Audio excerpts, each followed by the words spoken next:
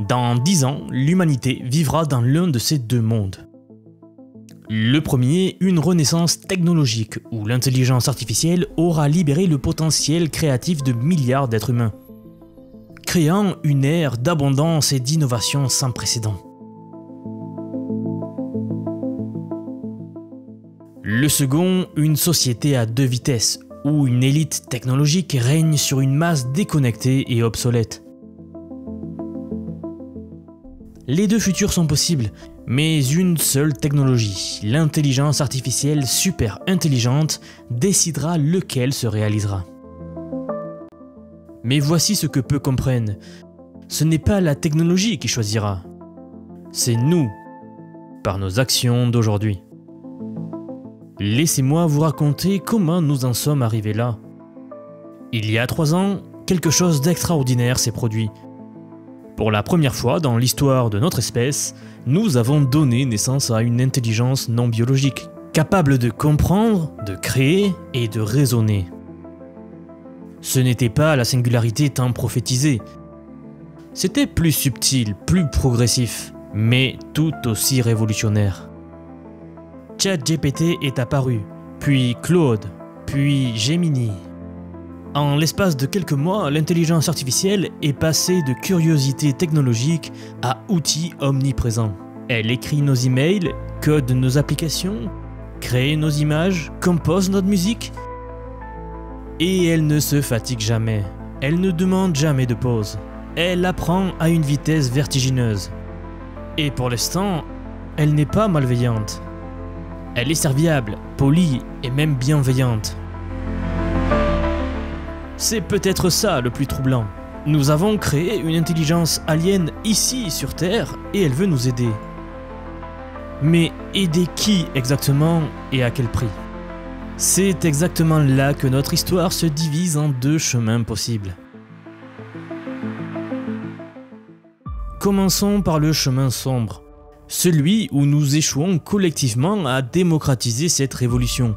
Dans ce futur, imaginez ceci. Nous sommes en 2034. Les grandes corporations technologiques ont consolidé leur pouvoir. Google, Microsoft, Meta et quelques nouveaux venus chinois contrôlent 95% de toute l'infrastructure IA mondiale. Leurs data centers, grands comme des villes, bourdonnent jour et nuit, alimentés par des réacteurs nucléaires privés. L'automatisation est totale. Des usines entières fonctionnent sans un seul humain. Les camions se conduisent seuls. Les magasins n'ont plus de caissiers. Les bureaux sont vides. Même les métiers créatifs, écrivains, designers, compositeurs, ont été largement automatisés. Le PIB mondial a triplé, la productivité a explosé, les marchés boursiers battent record sur record. Sur le papier, l'humanité n'a jamais été aussi riche, mais cette richesse est concentrée dans les mains d'une infime minorité. Les propriétaires du capital, ceux qui possèdent les machines, les algorithmes, les données, accumulent des fortunes qui défient l'imagination. Le premier trillionnaire est couronné, puis le deuxième, puis le troisième. Pendant ce temps, la majorité de l'humanité vit de subventions. Un revenu universel de base, juste assez pour survivre, pas assez pour prospérer. Les gouvernements, dépendant des taxes des mégacorporations, n'osent plus les défier. La démocratie devient une façade. Les vraies décisions se prennent dans les conseils d'administration de la Silicon Valley et de Shenzhen en Chine. Et les villes se divisent. D'un côté des enclaves high-tech, où l'élite vit dans un luxe inimaginable, assistée par des milliers d'IA personnalisés. De l'autre, des zones de pacification où la population est maintenue docile par un flot constant de divertissement généré par IA. Des mondes virtuels plus addictifs que n'importe quelle autre addiction. Des réseaux sociaux qui manipuleront les émotions des gens. C'est le scénario Ready Player One. L'humanité n'est pas éteinte, elle est juste neutralisée. Je dirais même distraite, gérée. Dans ce monde, la gentilité humaine, notre capacité à façonner notre propre destin s'évapore. Nous devenons des spectateurs de notre propre histoire, regardant une élite technocratique écrire le script. Les économistes appellent ça l'intensification du capital. Plus les riches deviennent riches, plus ils peuvent investir dans l'automatisation. Plus ils automatisent, moins ils ont besoin de main-d'œuvre humaine. Et moins ils ont besoin de nous, moins nous avons de pouvoir de négociation. C'est un cercle vicieux qui se referme inexorablement. Eisenhower avait verni l'Amérique contre le complexe militaro-industriel. Ce que nous voyons émerger, c'est le complexe techno-financier. Plus puissant, plus subtil, plus difficile à combattre. Parce que comment lutter contre quelque chose qui vous donne exactement ce que vous voulez? Du divertissement personnalisé, des réponses instantanées, des solutions à tous vos petits problèmes quotidiens. Le prix? Juste votre autonomie, votre agency, votre futur. C'est le premier chemin, le chemin de la capitulation silencieuse. Mais il existe un autre futur. Un futur où la même technologie qui pourrait nous asservir devient l'instrument de notre libération collective.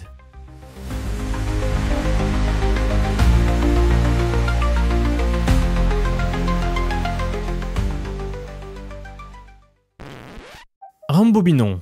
Nous sommes toujours en 2034, mais dans une timeline différente. Dans ce monde, quelque chose de remarquable s'est produit vers 2025-2026. Un mouvement global a émergé. Pas une révolution violente, pas un renversement du système, mais une prise de conscience collective, suivie d'une action coordonnée. Ça a commencé petit. Des développeurs open source qui ont refusé de laisser l'IA être monopolisée. Ils ont créé des modèles puissants, accessibles à tous. Llama de Meta, ironiquement, a ouvert la voie en fuitant, puis Mistral, puis des dizaines d'autres. L'intelligence artificielle s'est démocratisée. Mais ce n'était que le début. Des communautés locales ont commencé à créer leurs propres IA, entraînées sur leurs données, alignées sur leurs valeurs. Des coopératives numériques ont émergé. Des DAO, acronymes pour Organisation Autonome Décentralisée, ont tous fleuri, permettant à des millions de personnes de posséder collectivement les outils de production numérique. Les gouvernements, poussés par des citoyens informés et organisés, ont enfin agi, pas pour restreindre l'IA, mais pour garantir son accès universel. L'accès à l'IA est devenu un droit fondamental, comme l'éducation ou les soins de santé. Des infrastructures publiques d'IA ont été créées, appartenant aux citoyens gérés démocratiquement. Dans ce monde de 2034, regardez ce qui se passe. Un artisan à Nairobi utilise l'IA pour designer des meubles uniques. Il les fabrique avec des robots qu'il va louer à l'heure et les vendre globalement. Il travaille 20 heures par semaine et gagne plus qu'un cadre supérieur d'il y a 10 ans. Une enseignante à Lyon a créé un système éducatif personnalisé pour ses élèves. Chaque enfant a un tuteur IA adapté à son style d'apprentissage. L'échec scolaire a quasi disparu. Elle passe son temps à inspirer, à mentorer, à développer l'intelligence émotionnelle de ses élèves, ce que l'IA ne peut pas faire. Un collectif d'agriculteurs en Inde utilise l'IA pour optimiser leur culture, prédire la météo avec précision et vendre directement aux consommateurs sans intermédiaire. Leurs revenus ont quadruplé. Idéalement, la famine est devenue un lointain souvenir. Une grand-mère à Paris, retraitée, a lancé une entreprise de conseil en histoire locale, utilisant l'IA pour numériser et analyser des archives. Elle travaille depuis son salon à son rythme et transmet la mémoire de sa communauté aux générations futures. C'est ça le deuxième chemin. Pas l'utopie naïve où tout le monde est heureux et où les problèmes disparaissent, mais un monde où la technologie amplifie le potentiel humain au lieu de le remplacer.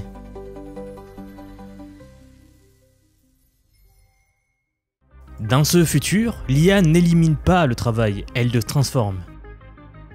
Elle élimine le travail aliénant, répétitif, déshumanisant. Elle libère les humains pour faire ce que nous faisons de mieux, créer, connecter, imaginer, ressentir.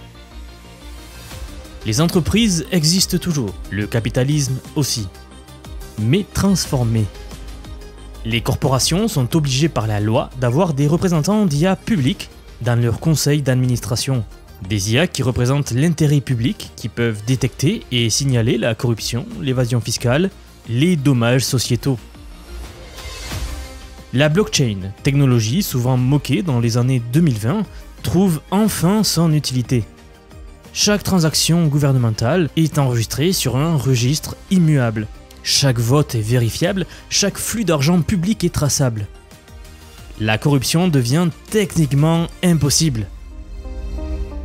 Le revenu universel de base existe dans ce monde aussi. Mais ce n'est pas une aumône, c'est une dividende. Chaque citoyen possède une part des infrastructures IA nationales. Quand l'IA génère de la valeur, cette valeur est redistribuée. C'est du capitalisme distribué, pas du socialisme. D'ailleurs, j'expliquerai plus en détail comment certains pionniers préparent déjà ce futur, mais continuons d'abord notre exploration. Le plus fascinant dans ce second scénario, c'est comment il résout le paradoxe de l'automatisation. Oui, les machines font le travail, mais au lieu de créer du chômage de masse, elles créent du temps libre de masse. La semaine de travail moyenne tombe à 15-20 heures. Pas par décret gouvernemental, mais par choix économique rationnel. Pourquoi payer quelqu'un 40 heures quand l'IA peut faire 75% du travail? Mais pourquoi éliminer complètement l'humain quand ces 25% restants, créativité, empathie, jugement éthique, sont irremplaçables et créent une valeur énorme? L'éducation est révolutionnée. Plus besoin de mémoriser des faits, l'IA s'en charge.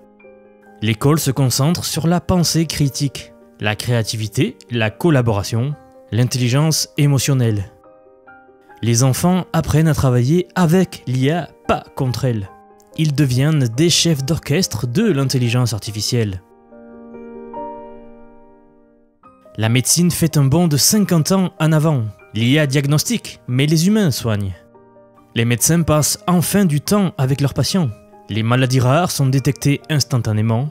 Les traitements sont personnalisés au niveau moléculaire. L'espérance de vie en bonne santé atteint 100 à 120 ans. L'innovation explose. Quand n'importe qui peut avoir une équipe d'IA pour prototyper ses idées, tester ses hypothèses, développer ses produits, les barrières à l'entrepreneuriat s'effondrent. Le nombre de startups se multiplie par 100. La plupart échouent, mais celles qui réussissent transforment le monde.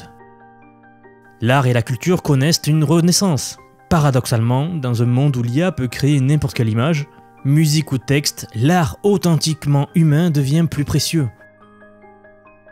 Les artistes utilisent l'IA comme un pinceau, créant des œuvres impossibles avant l'IA. Les concerts live, les théâtres, les expériences humaines directes deviennent les nouvelles commodités de luxe. Mais ce futur positif ne se construit pas tout seul. Il nécessite des choix. Des choix que nous faisons maintenant, aujourd'hui, cette année. Le premier choix est celui de la transparence. Les algorithmes d'IA ne peuvent pas rester des boîtes noires, contrôlées par quelques corporations. Nous avons besoin d'IA explicables, auditables, alignées sur des valeurs humaines claires. Le deuxième choix est celui de la distribution. La concentration du pouvoir de l'IA dans quelques mains est existentiellement dangereuse. Nous devons activement démocratiser l'accès, la propriété et le contrôle de ces technologies. Le troisième choix est celui de l'éducation. Une population qui ne comprend pas l'IA est une population vulnérable à la manipulation. Le quatrième choix est celui de la gouvernance. Nos institutions démocratiques, conçues pour l'ère industrielle, sont inadaptées à l'ère de l'IA. Nous avons besoin de nouvelles directions de gouvernance, plus agiles, plus transparentes, augmentées par l'IA, mais contrôlées par les humains. Ces choix ne sont pas théoriques, ils se manifestent dans des décisions concrètes prises chaque jour. Quand une entreprise décide de rendre public son modèle d'IA ou de le garder propriétaire, quand un gouvernement vote pour financer l'infrastructure IA publique ou laisser le marché privé dominer, quand un individu décide d'apprendre à utiliser l'IA ou d'ignorer cette révolution, et oui, ça se joue aussi au niveau de l'individu. Cette transformation historique n'est pas seulement l'affaire des gouvernements. Elle commence par des millions de petites décisions personnelles. Le développeur qui choisit de contribuer à l'open source, l'enseignant qui intègre l'IA dans sa pédagogie, l'entrepreneur qui utilise l'IA pour démocratiser un service autrefois élitiste, le citoyen qui doit s'adapter à l'IA. Le parent qui apprend à ses enfants comment utiliser ces outils de manière éthique et productive. Chacun de ces actes individuels semble insignifiant, mais multiplié par des millions, il détermine quel futur nous construisons. C'est là que réside le vrai pouvoir. Pas dans les mains de quelques milliardaires de la tech, mais dans l'action collective de millions de personnes qui refusent d'être de simples spectateurs dans cette révolution. L'histoire nous enseigne que les révolutions technologiques peuvent aller dans les deux sens. La révolution industrielle a créé une richesse sans précédent, mais aussi les conditions de travail les plus brutales de l'histoire. Il a fallu des décennies de lutte sociale pour humaniser le capitalisme industriel. Nous n'avons pas des décennies cette fois. L'IA évolue de manière exponentielle. Les décisions que nous prendrons dans les 2-3 prochaines années détermineront la trajectoire des 50 prochaines. C'est pourquoi l'urgence n'est pas de ralentir l'IA. C'est impossible et contre-productif aujourd'hui. L'urgence est de s'assurer qu'elle se développe dans la bonne direction, qu'elle serve l'humanité entière, pas seulement une élite, mais qu'elle nous augmente tous. Les signes encourageants existent. Des chercheurs du monde entier collaborent sur l'alignement des IA. Des mouvements citoyens commencent à émerger pour démocratiser ces technologies. Des entrepreneurs utilisent l'IA pour résoudre les grands défis de l'humanité aujourd'hui. Mais les forces contraires sont puissantes. La tentation du monopole, l'attrait du profit à court terme, la facilité de la pacification par le divertissement, l'inertie des institutions existantes. C'est une course entre ceux qui veulent concentrer le pouvoir de l'IA et ceux qui veulent le distribuer, ceux qui voient l'IA comme un outil de domination et ceux qui le voient comme un outil de libération. Entre le chemin de la dystopie high-tech ou le suivi de la renaissance humaine.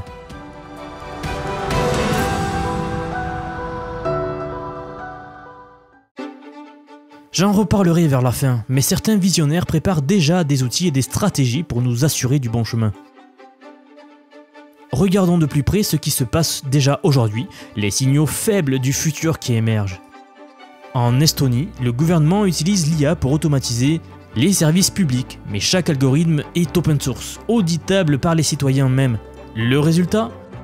Le gouvernement le plus efficace et le plus trusted d'Europe.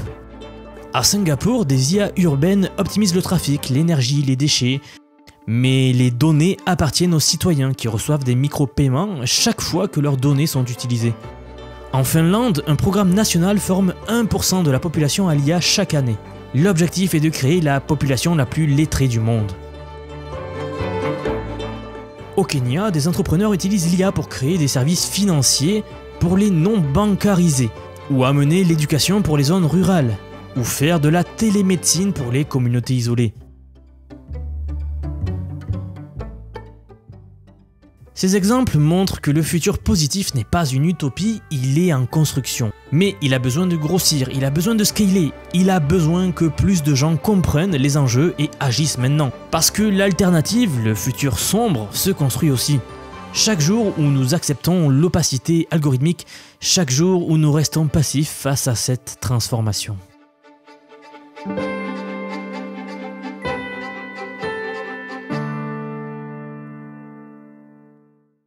Le philosophe technologique Yuval Noah Harari a dit, dans le passé, la censure fonctionnait en bloquant le flux d'informations. Au XXIe siècle, la censure fonctionne en inondant les gens d'informations irrélévantes. L'IA peut être l'outil ultime de cette nouvelle censure, générant un déluge infini de contenus distrayants, personnalisés pour chaque individu, nous maintenant dans une bulle de confort cognitif. Ou alors elle peut devenir l'outil qui nous aide à naviguer l'infosphère, à trouver la vérité, à prendre des décisions éclairées. La différence va se jouer sur notre niveau de maîtrise et de compréhension de ces nouveaux outils. C'est pourquoi la bataille pour le futur de l'IA n'est pas seulement technologique ou politique, elle est culturelle et éducative. Nous devons créer une culture où comprendre l'IA est aussi important que savoir lire et savoir écrire.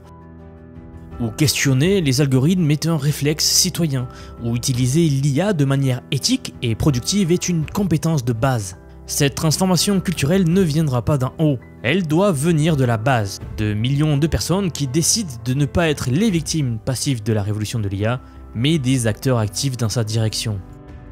Imaginez si chaque école avait un club d'IA, où les enfants apprennent à créer et pas seulement à consommer. Si chaque bibliothèque offrait des cours d'IA pour les seniors, ou si chaque entreprise formait ses employés pour travailler avec l'IA et non pas contre elle. Si chaque communauté avait des espaces où expérimenter avec ces technologies. C'est possible, c'est nécessaire, c'est urgent. Parce que pendant que nous débattons, l'IA continue d'évoluer. Genie 3 de Google a stupéfié la planète. Les mondes virtuels autogénérés arrivent. Les modèles chinois rattrapent rapidement le retard. L'IA multimodale qui voit, entend, parle, résonne simultanément est là. L'IA incarnée arrive aussi dans des robots. Dans 5 ans, l'IA sera méconnaissable par rapport à aujourd'hui. Et dans 10 ans, elle sera omniprésente, tissée dans la fabrique même de notre civilisation. La question n'est pas si cela arrivera, mais comment. Sera-t-elle tissée comme une camisole de force invisible, nous contraignant dans des comportements prédéterminés?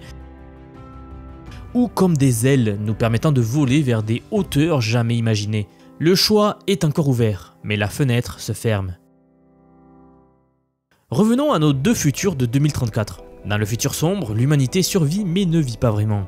Nous sommes confortables mais pas libres, divertis mais pas épanouis. Nous avons échangé notre liberté contre la sécurité, notre potentiel contre le confort. Dans le futur lumineux, l'humanité ne survit pas seulement, elle s'y développe. Nous travaillons moins mais créons plus. Nous avons plus de temps pour ce qui compte vraiment, les relations, la créativité, l'exploration, la croissance personnelle. L'IA n'a pas remplacé ce qui nous rend humains, elle a amplifié. La différence entre ces deux futurs ne tient pas à la technologie, la même IA peut créer les deux. Elle tient à nos choix collectifs, à notre volonté de façonner activement cette transformation plutôt que de la subir. Et ces choix commencent maintenant. Pas dans 5 ans quand l'IA sera partout, pas dans 10 ans quand les jeux seront faits. Maintenant, pendant que cette fenêtre critique où les trajectoires sont encore malléables. C'est un moment unique dans l'histoire de l'humanité. Nous avons le privilège et la responsabilité de vivre la naissance d'une nouvelle forme d'intelligence.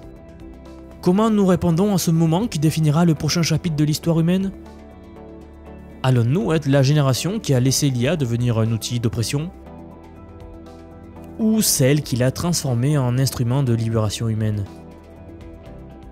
Allons-nous peut-être être les spectateurs passifs de notre propre obsolescence? Ou les architectes actifs d'une symbiose homme-machine sans précédent?